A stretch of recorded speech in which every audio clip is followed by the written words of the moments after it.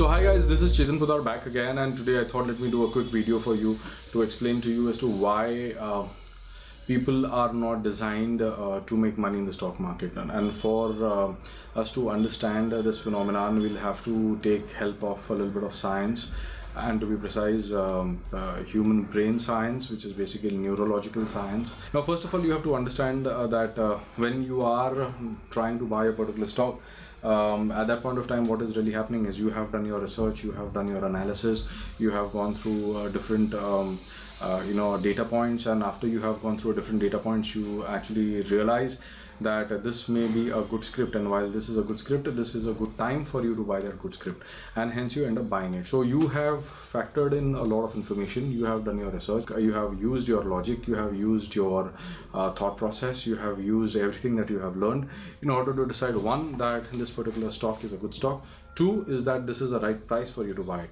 Now what happens is we have to understand two things. One, stock markets are completely random.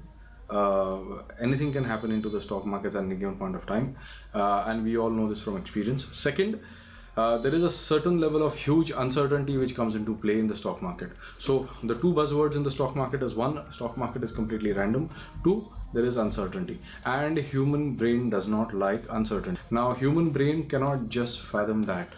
Most people are designed to work certain X amount of time to get Y amount of money, and X amount of work gets Y amount of money.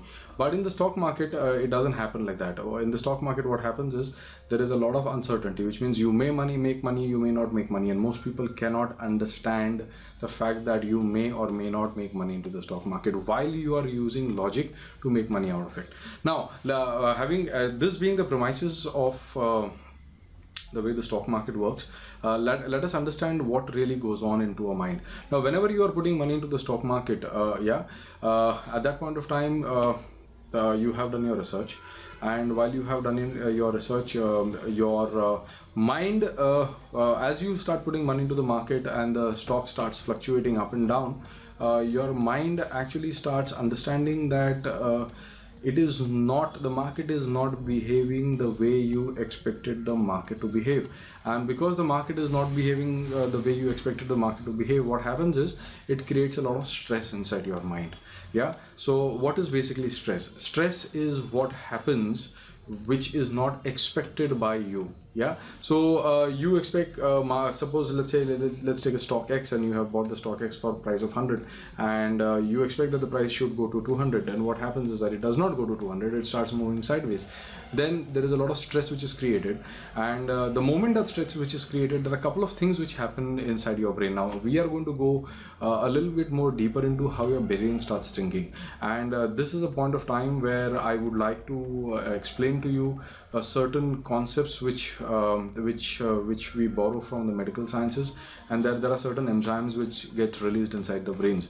Now the couple of enzymes or the couple of chemicals which get released inside the brains are, I'm just going to say it out first, and then I'm going to explain to you how it works. So first enzyme or chemical which gets outside in your brain is what is called as adrenaline. So adrenaline gets shot. There is something which is called as endorphins which get shot inside your brain. There is a release of endorphins. There is something which is called as, there is a release of serotonins. The serotonins start behaving randomly, in the sense that they start fluctuating. There is something which is called as cortisol which start shooting up. So these are the couple of chemicals which start moving inside the brain. So now let me explain this to you from a chemical point of view. The moment you are putting your money inside the stock market, and the stock market starts going randomly, your brain actually starts believing that you are under a certain amount of stress, and there is a panic involved, and because there is a panic involved, there is a danger to you. And the moment there is a danger to you, what happens is adrenaline and endorphins start shooting up inside your brain, and when these are the chemicals which basically tell you, which give you a response of fight or flight. So the moment, like for example, if you get into an argument or fight with someone, what really happens is, or if you see, let's say you are walking on the street and you see a tiger, what will happen is, first of all, adrenaline and endorphins will be released inside your brain. Now they start shooting up inside your brain, and adrenaline basically gives you a response of fight or flight, which means you are now under an attack or you are now under danger.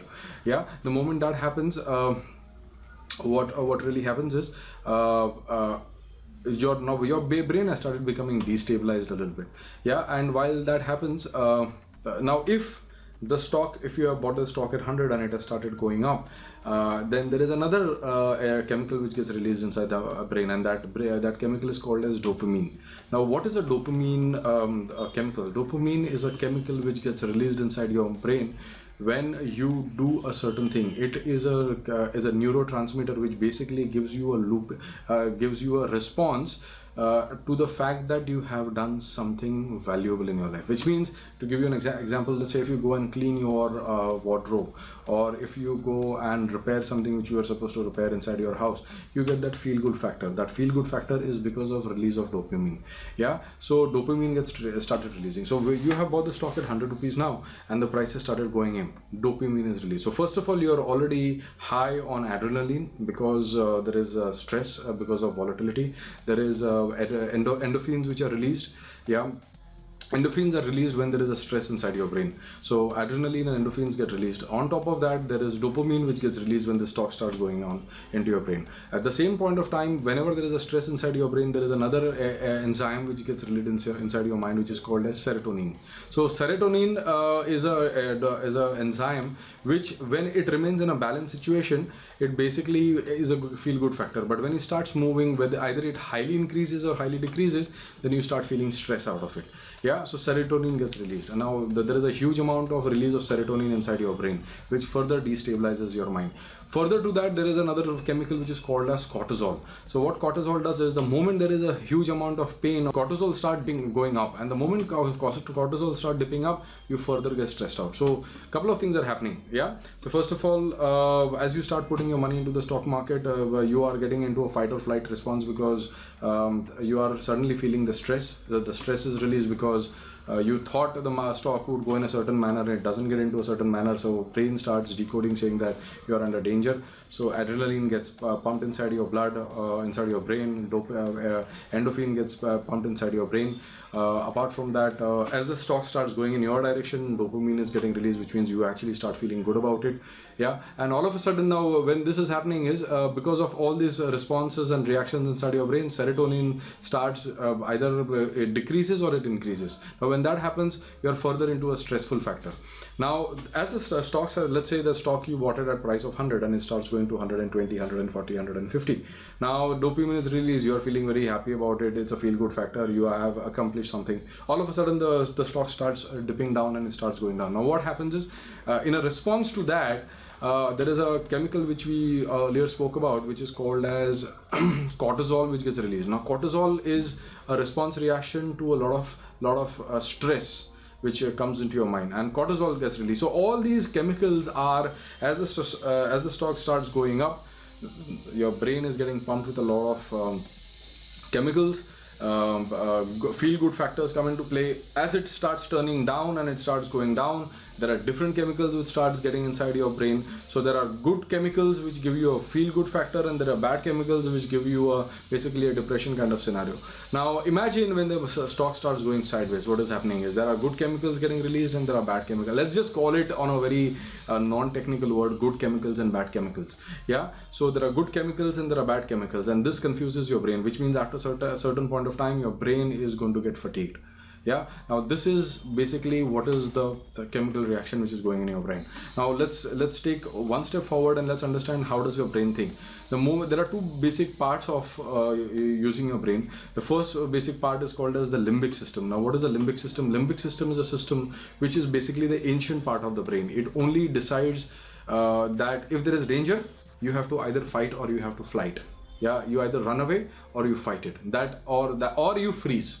Yeah, so the moment you put some money into the stock market, yeah, if it is going in your direction when you are making money, what basically happens is there is something which is called as prefrontal cortex, and the prefrontal cortex is a part of the brain which is slightly somewhere over here, which basically is based about logic. It gives you logic. It starts thinking from a logic. It's slightly an advanced part of the brain.